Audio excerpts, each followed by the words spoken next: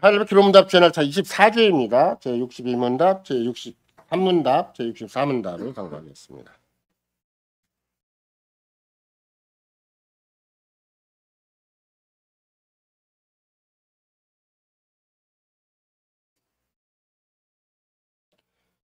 제62문답 왜 우리의 선행은 하나님 앞에서 우리의 의가 될 수 없으며 적어도 그 일부분이라도 될 수 없습니까? 하나님의 심판대 앞에 설 수 있는 의는 절대적으로 완전해야 하며 하나님 율법에 완전히 일치하는 반면 이 세상에서 우리의 최상의 선행조차도 모두 불완전하며 죄로 오염되어 있기 때문입니다. 제63문답 그러나 하나님께서 우리의 선행들에 대해 이 생과 내세세의 상을 약속하시는데도 그 선행들은 아무런 공로도 되지 않습니까? 이 상은 공로로 얻는 것이 아니요 은혜의 선물입니다. 제64문답 이러한 가르침은 사람들을 소홀하고 악하게 만들지 않습니까? 아닙니다. 참 믿음으로 그리스도에게 접붙인 자들이 감사의 열매를 맺지 않는 것은 불가능합니다. 예수 그리스도의 사랑하는 성도 여러분, 구원은 오직 은혜로 오직 믿음을 통해서 우리에게 주어집니다. 이것을 우리는 16세기부터 시작을 해서 개혁신앙의 가장 핵심적인 특성들이라고 인정을 하고 있죠. 참으로 십자가에서 그 비참하고 수치스러운 죽음을 통해서 예수 그리스도에 의해서 우리의 구원이 완전하게 성취되었습니다. 우리의 죄값이 완전하게 지불된 것이죠. 또 그리스도는 친히 부활하셔서 우리에게 새로운 생명을 주신 것이고 또 새로운 생명을 우리에게 주시기 위해서 또 부활하신 것이다. 이렇게 말할 수가 있어요. 따라서 우리가 구원받는 것은 실제적으로는 이 모든 복음의 진리를 믿음으로 구원받는 것이죠. 그러나 믿음까지라도 선물인 만큼 우리는 궁극적으로 우리의 구원이 오직 은혜일 뿐이고 선물일 뿐이다. 이렇게 또 고백을 하는 것이고 그걸 좀 더 핵심적으로 얘기를 한다면 우리의 구원은 그리스도에서 십자가에서 희생 제물로 말미암은 하나님의 의가 우리에게 전가된 것이다. 그래서 제가 칭의라는 말을 쓸 때도 우리는 그냥 칭의가 무슨 별도의 철학적인 개념이 아니라 관계적 의다, 언약적 의다, 오히려 사랑의 의다 이런 말로 설명을 드렸어요. 그러니까 하나님 편 우리가 하나님께 대해서도 뭐 어떤 책임이 있고 의무가 있다고 얘기를 하겠지만 하나님께 친히 우리에 대한 의리와 의무를 가지신다.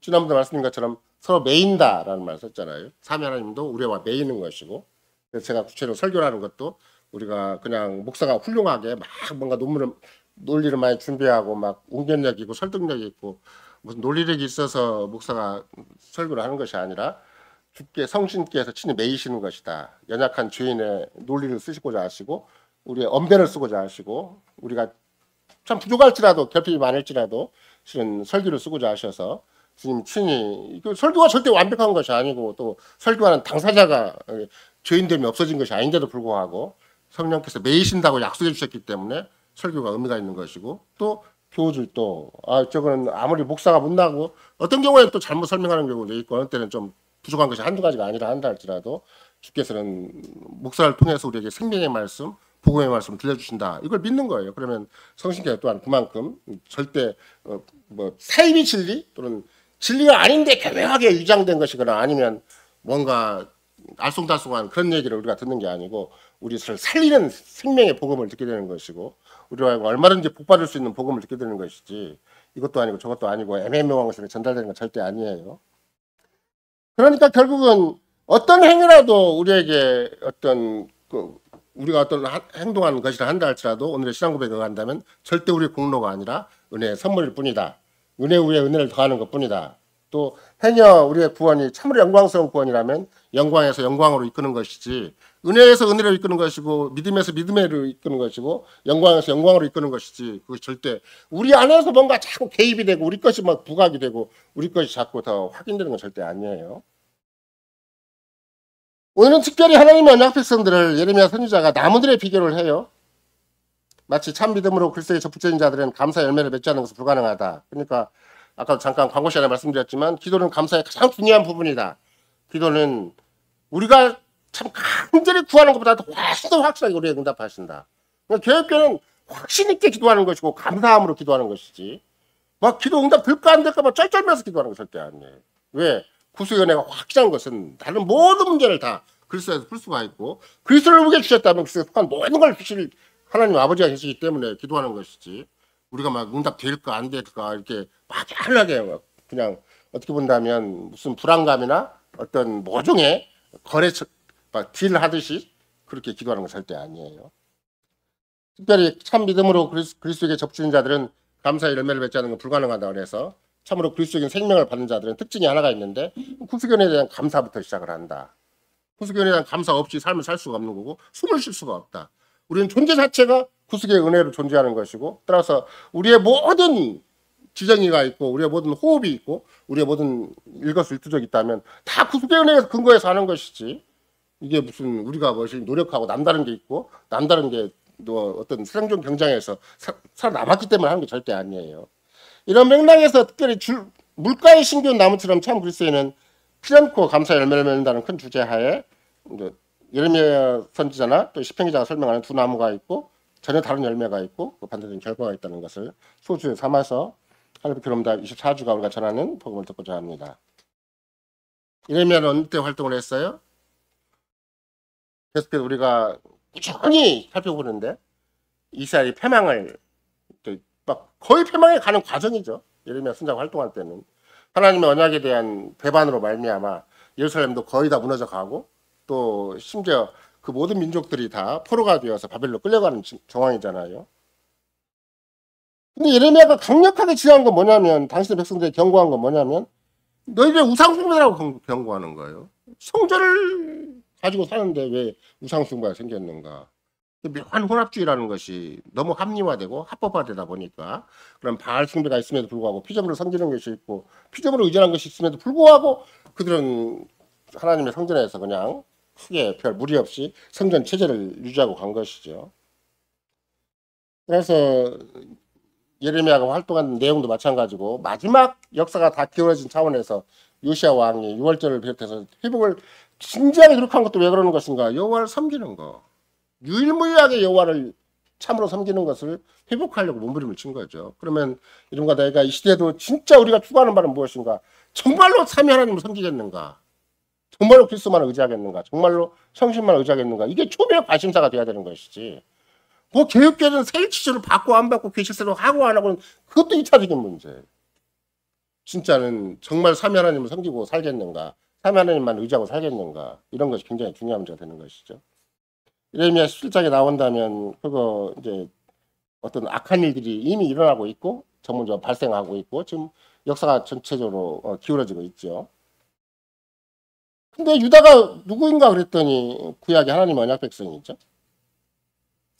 언약 백성은 언약 관계에서만 살아야 되는 것인데 언약 관계에 살지 않았어요. 그러니까 이제 예레미야 선지자가 말을 길게 하잖아요. 예레미야 선지자가 몇 장까지 있어요? 50? 저도 까먹었는데 53장까지 있어요? 예? 53장? 2장 52장. 그러면 성경 이사야 선지자가 66장까지 있고 그 다음에 긴 것이 예레미야 52장까지 있는 거네요. 길게 얘기를 해요. 길게. 근데 상당 부분을 만약 우리가 예레미야서를 전문적으로 좀 살피기로 한다면 상당 부분 그들을 지적한 죄가 뭔가 우상숭배의 죄고 재물을 의지한 죄. 오늘날 현대인의 죄와 똑같아요. 그들이 망한 죄가 우상숭배 죄, 피조물을 의지한 죄, 재물을 의지한 죄. 그래서 그들이 하나님한테 엄청나게 징계를 당한 거거든요. 답을 잃어요. 성전을 완전히 유린당하는 것이죠. 그래서 이제 그 불순종한 제1계명을 어긴 죄에 대한 뭐 다른 계명도 다 어겼겠지만 가장 먼저 제1계명을 어겼어요. 현저하게 어겼어요. 그것도 그냥 애매모호하게 적당히 어긴 게 아니라 현저하게 제1계명을 어겼기 때문에 언약의 심판을 그때 당하는 것이죠. 반대로 얘기한다면 여러분과 내가 우리식으로 얘기한다면 뭐가 사라진 거예요? 하나님의 돌보심, 하나님의 아까도 베드로 사도가 우리 강조한 것처럼 모든 염려를 주께 맡겨라 그러면 주님이 친히 우리를 권고하신다. 하나님의 권고하심, 하나님의 보살피심, 하나님의 우리에게 물질을 공급해 주시는 거, 하나님이 일용할 나가실 수 있는 걸 다 거부해 버려요. 그냥 우리가 알아서 한다 이런 거, 우리가 알아서 한다. 우리는 세상적인 방식으로 사는 게 더 안정적이다. 그게 더 확고부동한 것이지. 뭐 하나님 우리를 돌보신다? 그거 이제 소용이 언약적인 차원에서 정말로 언약의 복이 어떤 것이었어요. 우리가 지난번 제가 가끔씩 인용하는 바이기도 하지만 막 광주리가 놓여 있고 막 소쿠리가 놓여 있고 뭐 여러 가지 구약적인 차원에서 막 놓여 있는데 다 광주리 소쿠리만 다 복이 있다는 거 아니에요. 국그릇 밥그릇 반짝그릇 다 복이 있다는 거예요. 언약에 순종을 하면. 근데 그게 저주가 돼버리면 뭐 철저하게 뭐 그 없는 살림에 막 그 마치 빵 한 조각 갖고 서로 저울로 재잖아요. 재가지고 서로 공급해주고 그거 갖고 또 뭐 장사 어떤 소지를 발명하는 사람도 있고 막 그러니까 이스라엘 사회 전체가 결국은 생존의 문제가 허덕인다 그 말은 후속에 복된 사실을 놓쳐버렸다는 거예요. 마치 아무리 이스라엘 백성들이 만나와 메추라기가 주어졌다 한다 할지라도 또 의식주가 철저히 보장됐다 한다 할지라도 애굽의 부추파 마늘 고기를 품어 갔을 때는 그 상태가 어떤 것이었는가 뭐 손발이 닳도록 아침 일찍 일어나서 밤늦게 수고 떡을 먹지 않으면 절대 생존이 확보되지 못하도록 그 생존을 허덕이는 것이 그들의 삶의 애국적인 삶의 전부였는데 불구하고 여전히 그들이 하나님의 그 엄청난 약속과 은혜 가운데 있음에도 불구하고 그 무엇보다도 창조가 회복되고 완성되는 구속의 은혜가 있음에도 불구하고 죄사함의 은혜가 있음에도 불구하고 그들은 더 이상 자기의 생존 문제에 대해서 주께 의지하지 않았다. 그래서 생존 문제에 대해서 일개명을 어겼고 주를 버렸다. 이렇게 이제 예레미야 선지자가 지적을 하는 것이죠. 아까 예레미야 선지자가 뭐라고 얘기를 해요? 시편 1편과 비슷한 얘기를 하다가 우리는 뭐 악인의 꾀를 좇지 아니하고 오만한 자의 자리에 주인의 길에 서지 아니하고 오만한 자의 자리에 앉지 아니한다. 근데 예레미야 선지자 뭐라고 그래요? 다시 한번 보세요. 예레미야 17장에 보면 예레미야 표현하는 방식이 따로 있죠. 5절 시작. 사람을 믿으며 혈육으로 권력을 삼고 마음이 여기서 떠나는 사람. 그러니까 이게 순차적으로 되어 있는 것이라기보다는 사람을 믿는다, 혈육을 믿는다 그러면 이미 마음이 여호와께 떠난 것이다. 이중으로 살 수 없어요. 주님이 친히 마태복음에서 가르친 것처럼 하나님과 재물을 겸하여 섬길 수가 없어요. 재물을 1차적으로 의지하면 그 사람은 하나님을 떠나는 사람이지. 그러니까 하나님을 믿으면 재물을 포기해야 되는 거예요. 거의. 재물에 대한 아무런 감각이 없어야 되는 정도로 재물을 부인하고 하나님만 의지해야 되는 것이 되는 것이지. 너는 하나님도 의지하고 재물도 의지하는 하나님에게 100점 맞고 재물 세상에서 100점 맞는 그런 사람 절대 없어요. 예수님이 그렇게 사람을 평가하시는데 우리는 나는 안 그래요. 그럴 사람이 아무도 없잖아요. 예레미야도 마찬가지예요. 사람과 혈육을 의지하면 더 이상 이거는 마음이 하나님에 떠난 자다. 이렇게 분명히 얘기를 하는 것이죠. 그런 자에게 뭐가 선언된 거예요? 언약의 저주가 선언된 것이다. 그러니까 시편 1편에 의한다면 어떻게 되겠어요? 그런 자에게 언약의 저주가 어떤 식으로 선포되는가 그러면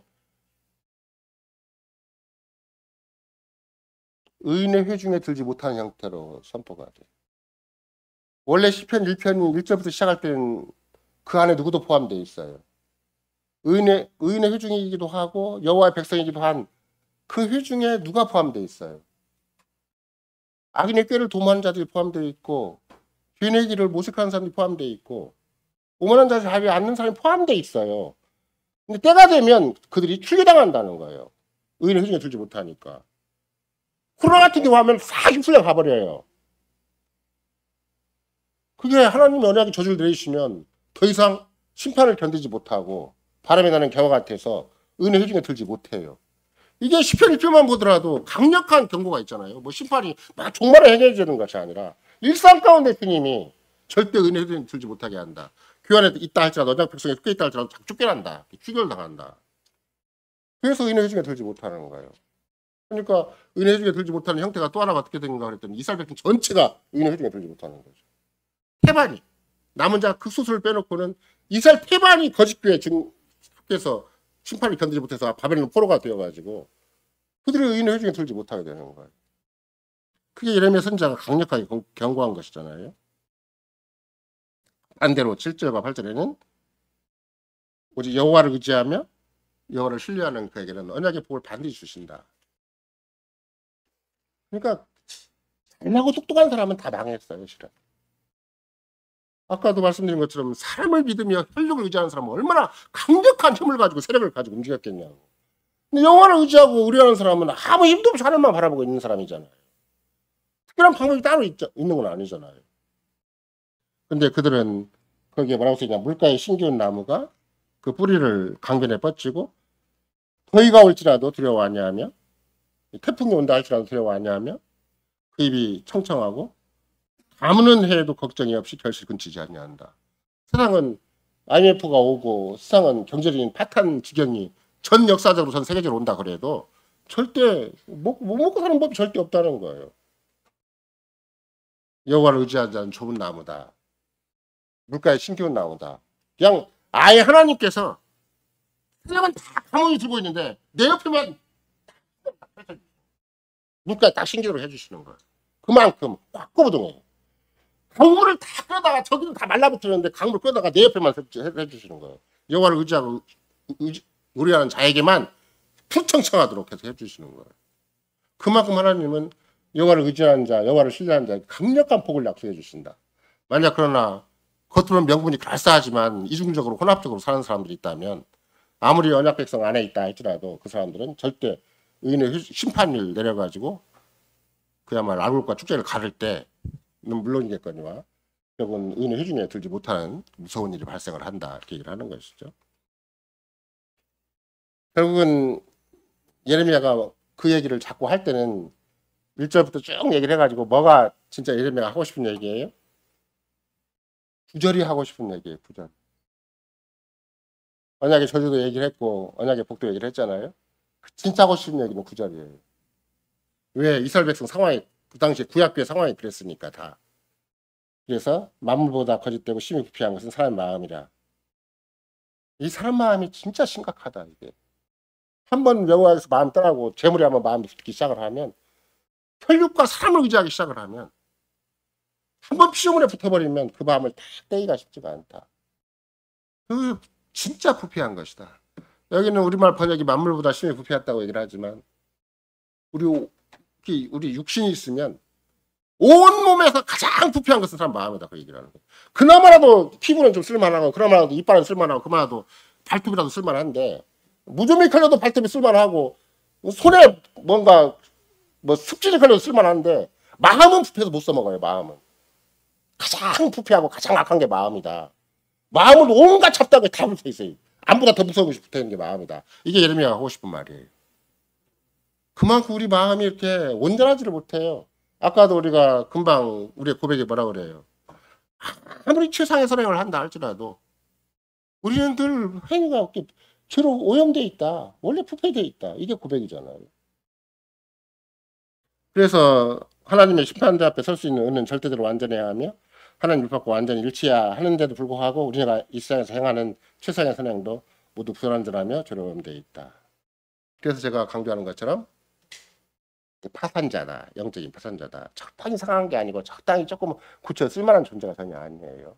일반 자유주의자나 알비니안 자들은 적당히 고치고 좀 환경 좋게 만들어주고 옆에 좀 도와주면 나은 인간이 된다. 교육의 효과를 내면 된다. 그래서 지금도 세상 철학은 교육 잘하면 훌륭한 사람 될 것처럼 생각을 하잖아요. 근데 교육 잘 받은 판사, 검사, 국회의원들 그런 사람들이 다 대단한 학벌을 가진 사람들이 우리나라 대통령을 비롯해서 가짜 학력이지만 김건희 씨도 엄청난 학벌을 가지고 있어요. 근데 학벌 가진 사람은 다 무슨 짓 하고 있어요. 진짜 세상 쓸데없는 사람들이고 저 사람들 진짜 지옥 정말 세상에 공의로운 지옥이 있다면 가장 먼저 보내야 될 사람들이고 그것이 교회 안에도 그렇다고 말이에요. 교회 안에도 자기를 의지하고 혈육을 의지하고 세상을 의지하게 되면 그 부패한 마음이 절대 해결되지 않는다. 이런 거예요.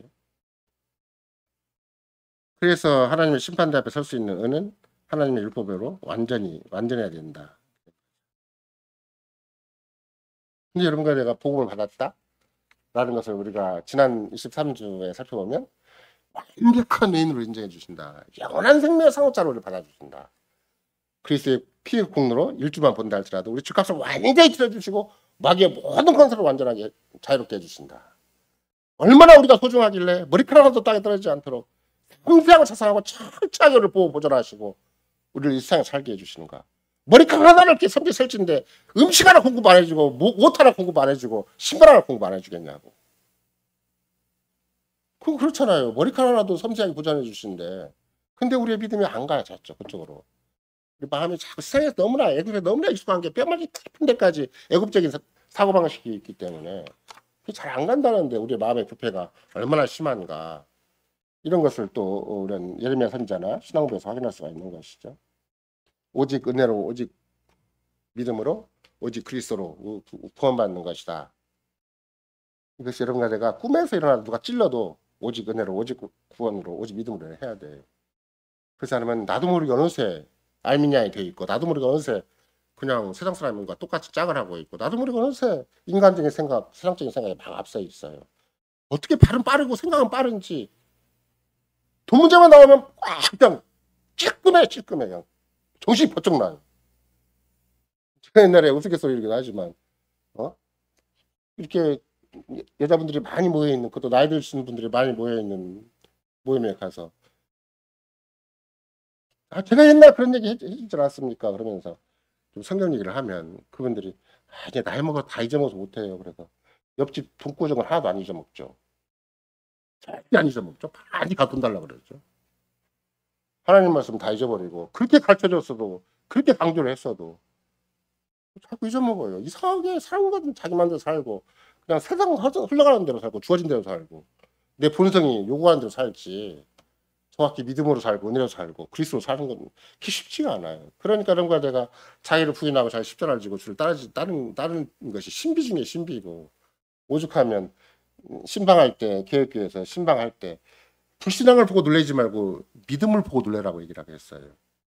절대 불신앙은 너무나 편만화되어 있고, 여차하면 불신앙이니까, 여차하면 누르기만 하면, 찔리기만 하면, 말만 하면 일거수일투족에서 불신앙이 툭 튀어나오니까 불신앙을 보고 놀라지 말고, 너무나 그건 너무나 일반사고, 그냥 믿음관을 보고 신비하다고 놀라라고. 이 사람이 어떻게 이런 믿음을 갖게 됐지? 어떻게 하나님 말씀 믿지? 어떻게 신앙 고백을 하지? 그걸 보고 놀라라고 태극교회가 가르치는 바가 그런 것이죠.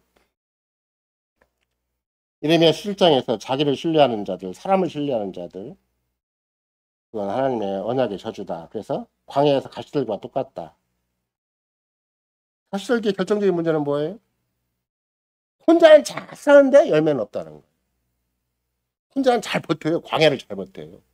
그 혹독한 광야, 메마른 광야, 정말로 삭막하고 삭박한 광야를 잘 버텨내요. 살아남아요. 살아남아. 성공적인 인생을 살아요. 입지전적으로 산다니까. 다른 사람은 막 못 살겠다고 아우성처럼 자기는 끝까지 잘 버텨 살아내요. 근데 가시적이에요. 재벌이 됐든 정치가가 됐든 학자가 됐든 다 가시떨기가 되는 거예요.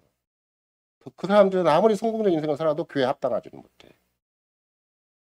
교회 하나님이 원래 인류 공체를 만들어 의도하신 그런 신비한 사회 일원은 안 되는 것이다. 이런 것이죠. 따라서 여러분과 나는 자기 자신을 포기하고 세상을 포기하고 오직 십자가에서 우리를 흘리신 그리스도의 보혈만 의지하고 귀사함만 의지하고 그 하나님의 약속만을 신뢰함으로 말미암아 살도록 우리에게 믿음을 주신 것이다. 그래서 그리스도를 신뢰하는 자, 그리스도를 의지하는 자, 그리스도를 바라보기만 하더라도, 어떤 사사건건에서 그리스도를 바라보기만 하더라도 하나님은 절대 우리를 부끄럽게 하지 않으신다. 우리가 믿음이 없죠. 얼마나 대단한 믿음이 있겠어요. 얼마나 철저하고 완전한 믿음이 있겠냐고. 없죠. 그러니까 아무리 거룩한 자라도 이 생에서는 이러한 순종에 작은 시작을 할 뿐이라고 100번 1000번 가르치잖아요. 그런데 주께서는 우리를 절대 놓치지 않으세요. 우리의 마음과 생각에 그분이 친히 어떤 그런 세상에서 알아주지 않고 자기도 인정할 수 없는 그런 참 미미하고 희미한 그런 신앙 고백이라 한다 할지라도 주께서는 그 신앙 고백을 충분히 받아주신다. 충분히 인정해 주시고 힘을 주신다. 그래서 주를 부르는 누구에게나 구원을 주신다. 그래서 주를 부르는 자는 누구나 구원을 받는다는 말은 이게 꼭 뭐 예수 믿어서 구원받는다라는 포괄적인 말도 되겠지만, 언제라도 주를 부르기만 하면, 그렇죠? 한숨 섞인 말로 주를 부르기만 하더라도, 물론 세상 일반 부흥주처럼 자기도 모르게 그냥 신세 한탄을 주로 하지 말고 정확히 주를 부르면, 정말 참으로 주를 부르면, 제가 월요일에서 가끔씩 얘기하는 바이기도 하지만, 여러분들이 아무리 교회적 여건이 취약하고 내가 가진 것이 없고 내가 아무리 날 씻어도 안 된다 할지라도 정말로 주를 의지하면 주님 밥기를 주시는 법이라고.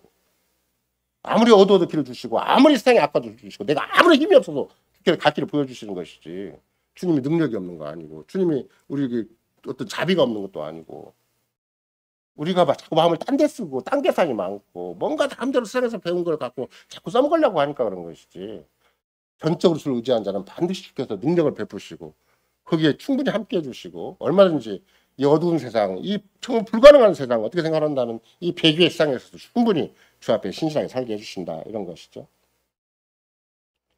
마태복음 7장도 마찬가지예요. 오전도 잠깐 말씀드렸지만 좋은 나무마다 아름다운 열매를 맺고 못된 나무가 나쁜 열매를 맺나니 좋은 나무가 나쁜 열매를 맺을 수 없고 못된 나무가 아름다운 열매를 맺을 수가 없다. 그러니까 단순히 종교적인 업적이나 종교적인 행태, 경건한 삶의 문제가 아니잖아요. 존재 자체가 문제가 돼. 존재 자체가.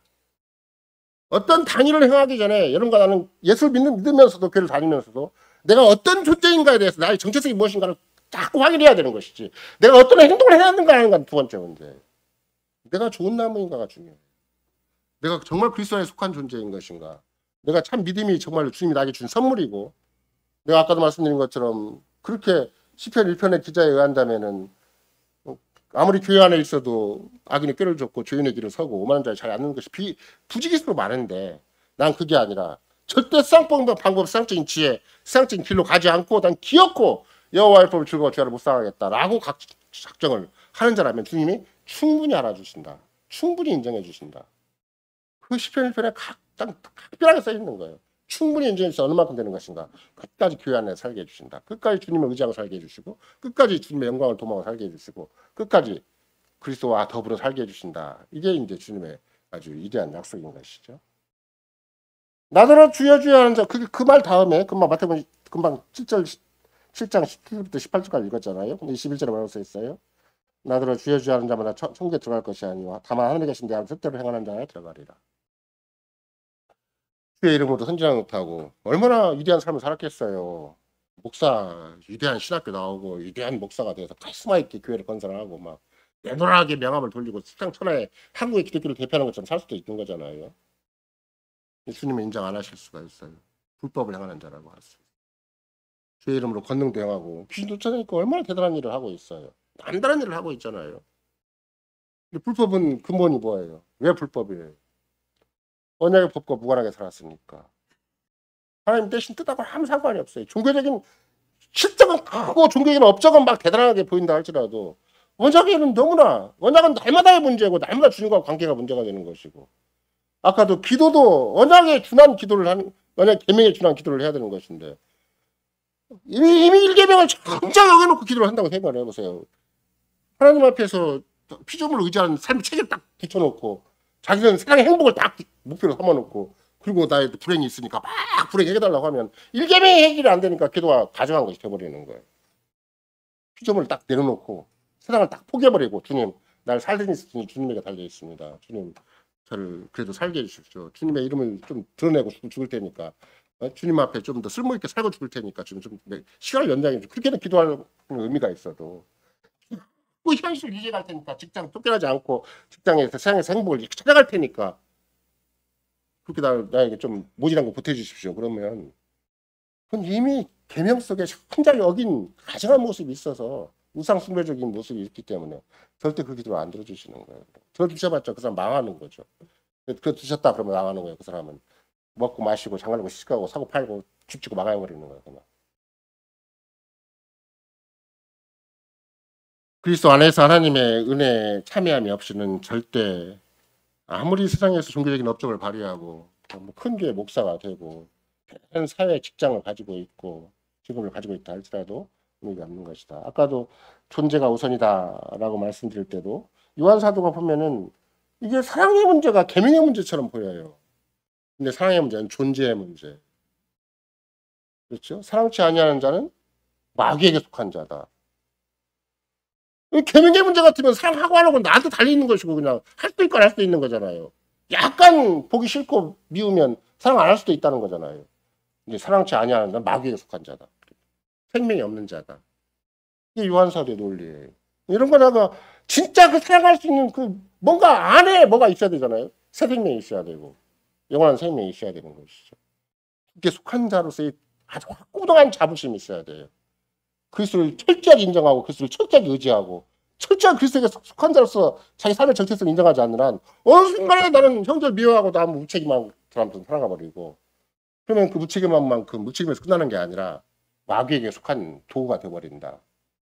그러니까 당연히 그런 사람들은 진정한 생명이 발휘가 되지 않는 그런 사람은 교회 안에 있어도 마귀의 도구 노릇을 하는 거예요. 계속해서. 더 이상 주님을 사랑하지도 않고 형제를 사랑하지도 않는 그런 자리에 가는 것이죠. 사랑은 의외로 존재의 문제지, 정체성의 문제지, 당이나 계명이나 윤리나 도덕의 문제가 절대 아니에요. 기독교적인 사랑은 이건 존재의 문제다. 내 삶 전체에 관한 문제다. 그러니까 심지어 고린도전서 13장에서 얘기할 때도 오래 참고 끝까지 견딘다는 말을 할 때는 어떤 도덕과 윤리로도 해석이 안 되는 거예요. 어떤 감정으로도 해결이 안 되고. 내가 불쌍하게 대해준다 할지라도 사랑이 아니라고 얘기하니까. 그런 사랑은 아니잖아요. 철저하게 주만 바라보는 사랑이고 주만 의지하는 사랑인 것이고 오직 성령만 성신만 의지하는 사랑인 것이지 세상적인 사랑과는 아무 상관이 없어요. 그러니까 내가 그나마라도 주님 앞에서 성신의 열매를 맺는 과정은 가장 먼저 보이는 것이 이런 그리스도적인 사랑인 것이다. 희생적이고 자기 부인적인 사랑인 것이지 자기를 합리화하고 자기를 자꾸 내세우고 자기 주장을 하는 사랑은 절대 아니다. 이런 것이죠. 나더러 주의 주하는 자마다 주님이 친히 말씀하신 것은 천국에 다 들어갈 자가 아니다. 하나님 나라에 합당한 자가 아니다. 그러면 지금 마태복음 7장이잖아요. 7장은 몇 장 연속 부분에서 마지막 부분이에요. 마태복음 5장에서 시작된 마지막 부분이잖아요. 5장에 맨 처음에 천국의 얘기가 나오잖아요. 누가 천국에 합당한데 이미 천국에 들어간 사람 누구예요? 심령이 가난한 자, 온유한 자, 애통한 자, 의에 줄이고 목마른 자, 화평케 하는 자. 그러니까 자기 것이 없어요. 그냥 주님 시키는 대로 하고 주님 주시는 대로 하고 그야말로 개혁적인 용어를 쓴다면 오직 은혜로 오직 믿음으로 오직 그리스도만 사 오직 그리스도로 오직 성신으로만 사는 사람이에요. 하든 말든 그냥 나는 내 안에 살고 죽는 것이 그리스도지. 내가 어떻게 나를 별도로 명함을 내밀고 나를 별도로 내 인생을 내세우고 내 주권과 내 생각을 내서 살 인생인가.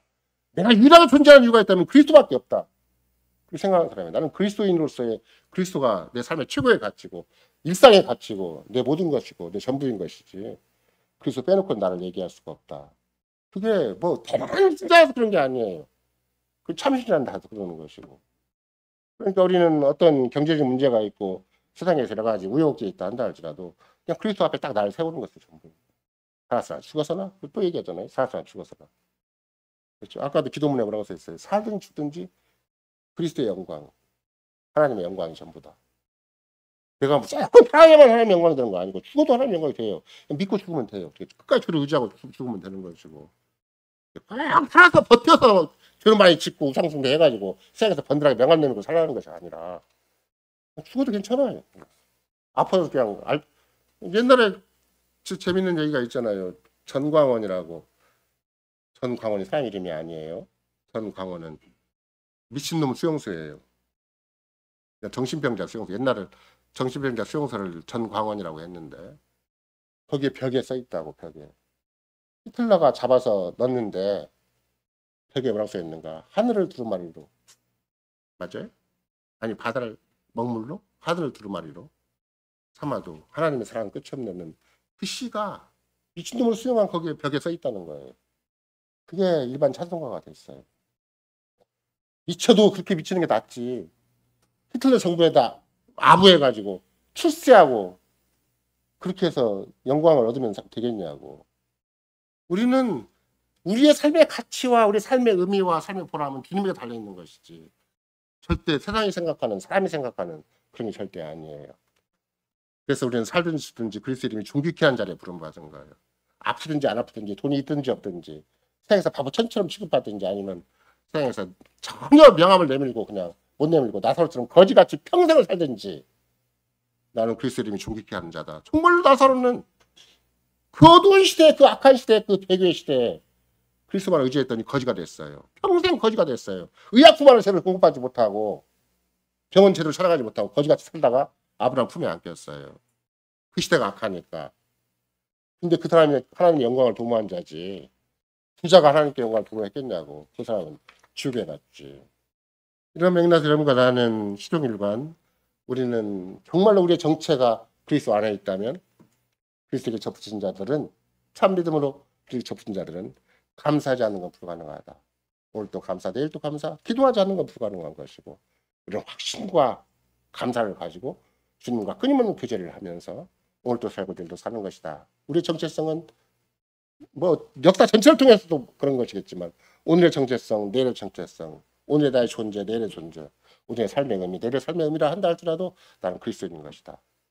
그리스도만 내세우고 내 인생은 모든 게 마무리되고 그게 모든 게 정리되는 것이고 그게 전부가 돼야 되는 것이다. 이런 것을 오늘의 고백서도 우리에게 가르칩니다. 아멘.